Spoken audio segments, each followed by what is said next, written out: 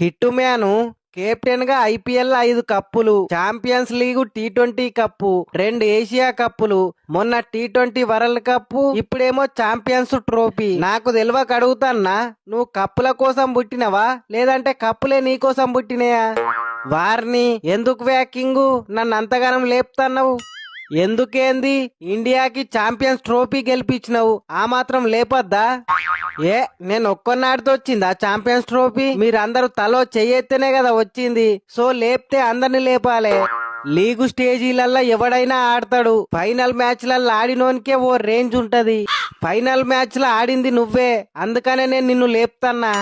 ఆ విషయానికి వస్తే నువ్వెన్నో సార్లు నాకౌట్ మ్యాచ్లల్లా గెలిపించినవు, దానికి మరి నేనేమనాలే? సరే గాని మీరు మాట్లాడుకుంటుండుర్రి, ఒక 1 అవర్ తర్వాత వస్తా, పోయి ప్రాక్టీస్ చేసుకోవాలి. ఛాంపియన్స్ ట్రోఫీ అయిపోయింది, ఇక ఐపీఎల్ మీద పడ్డావా? ఒక్క